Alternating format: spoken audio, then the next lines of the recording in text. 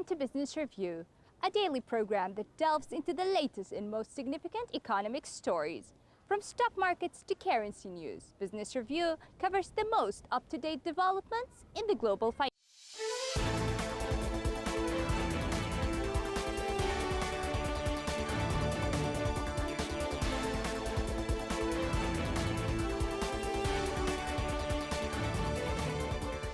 World's businesses are taking strategies to recover from the COVID-19 shock, and many countries in the world need help from China and the US to assist their economic recovery. That was revealed by Robert E. Mortez, chairman of the PwC International Network, during an interview with China Global Television Network recently. Moritz, a global business leader who has participated in the APEC CEO Dialogue Malaysia 2020, talked about his thought of the transformation and restoration of global businesses after being hit hard by the COVID-19 pandemic. Moritz said the ones that are most successful and most positive are using a framework. They are repairing the damage that's been done, maybe excess debt that's been brought on their balance sheet for a loss of supply chain or loss of a connection with a consumer. They are rethinking their purpose and their business models. Moritz said the world is a lot more connected and interdependent than disconnected and fragmented. During the current COVID-19 pandemic, there are a number of countries in need of help.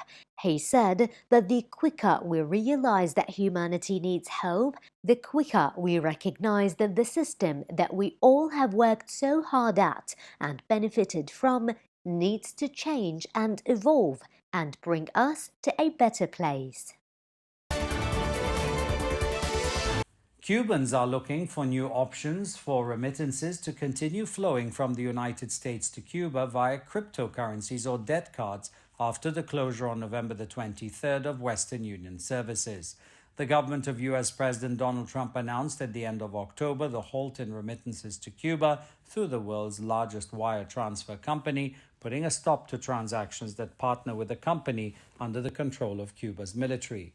Cuba's Fincimex, which is owned by the military, has been the main partner in Cuba of Western Union for more than 20 years and is used by millions of Cubans in the United States and other parts of the world to provide economic support to family members in Cuba.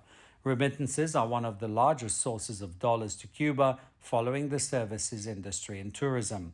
Western Union said it sends $2.4 million a day to Cuba and estimates that it annually transfers between $900 million and $1.5 billion. The Trump administration has dealt blows to tourism, foreign investment, and Cuba's energy supply by tightening restrictions on U.S. travel, sanctioning oil shipments from Venezuela, and activating a law allowing litigation against firms trafficking in expropriated properties, among other measures.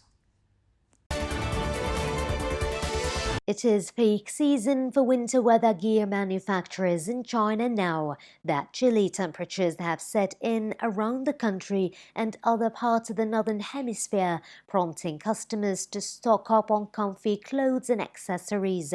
Many Chinese garment producers say their sales of winter clothing have surged over the past month or so.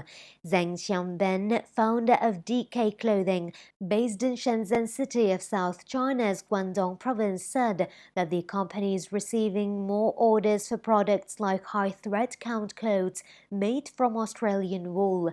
Temperatures have dropped in northwestern and northern parts of China. Sales first exploded in central China, such as Henan province and Hubei province, where sales numbers have grown sharply.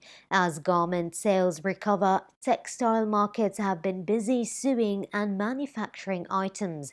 Employees at DK, for example, are working overtime to meet deadlines from an increase in orders. Zheng noted that the production lines are basically working overtime at full capacity. This year, especially since September, the company has hired many temporary workers to fulfill orders. The hectic work schedule is expected to continue for more than a month. The number of workers will increase by 15 to 20% from the same period period last year. In addition, the steady recovery of the Chinese economy is also believed to have played a part in boosting the sector. As the COVID-19 continues to affect countries worldwide, industry insiders say overseas orders have been flowing into China since the second half of this year. Zhang Ziyu, sales director of Coupe Clothing, which is also based in Shenzhen, said that orders from Russia, Vietnam and South Korea are increasing. Domestically, the company sees a sales growth particularly in Hangzhou City. According to recent data from China's General Administration of Customs, the country's textile and apparel exports topped 169 billion yuan in October, a year-on-year increase of 5%. Textile exports logged more than 79 billion yuan, an 11% growth from 2019, with clothing accounting for nearly 90 billion yuan. The World Meteorological Organization said on November the 23rd that greenhouse gas concentrations climbed to a new record in 2019 and rose again this year despite an expected drop in emissions due to the COVID pandemic, lockdowns, and the warning against complacency. Many scientists expect the biggest annual fall in carbon emissions in generations this year as measures to contain the coronavirus have grounded planes, docked ships, and kept commuters at home. However, the WMO described the projected 2020 drop as a tiny blip and said the resulting impact on carbon dioxide concentrations that contribute to global warming would be no bigger than normal annual fluctuations. According to the WMO's Greenhouse Gas Bulletin, in the short term, the impact of the COVID pandemic cannot be distinguished from natural variability. The report released by the Geneva-based UN agency measures atmospheric concentration of the gases carbon dioxide, methane, nitrous oxide that are warming the planet. The annual increase is larger than the previous year and beats the average over the last decade. The WMO's head of atmospheric environment research, Dr. Oksana Tarasova, said the magnitude of the increase in carbon dioxide levels over the past 4 years was comparable to changes seen during the shift from the Ice Age to more temperate periods, but back then, the transition happened over a much longer time frame. Global data is not yet available for 2020, but the trend of rising concentrations appears to be intact, the WMO said, citing initial readings from its Tasmania and Hawaii stations. Like other scientific bodies, the WMO said it expects annual global carbon emissions to fall this year due to the COVID measures and ventured a preliminary estimates of between 4.2 to 7.5% fall. It said that such a drop would not cause atmospheric carbon dioxide to go down, but would slow the rate of increase temporarily on a scale that falls within normal variations. Japanese Prime Minister Yoshihide Suga said that Japan will make efforts to realize a carbon-free society and zero of additional marine pollution to 2050. The Prime Minister highlighted the goals in his speech at the Group of 20 Riyadh Summit via video link. Suga noted the country would devote itself to bringing about a green society through adoption of innovation technology to realize a virtuous circle for the environment and economy. He said that addressing climate change is not a constraint on economic growth. Rather, we need to adjust our mindset and adopt positive measures to tackle climate change so as to drive transformation of the industrial structure as well as our economy and society, which will realize dynamic economic growth.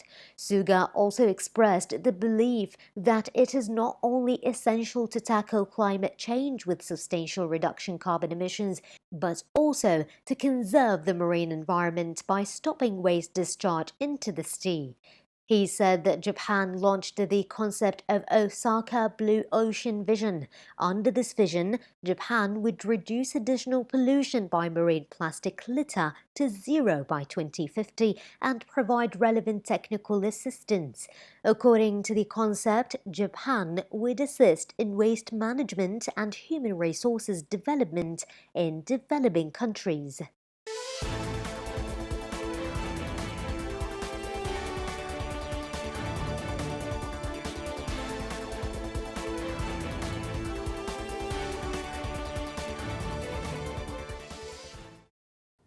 This has been Business Review, your daily source for the most critical financial stories.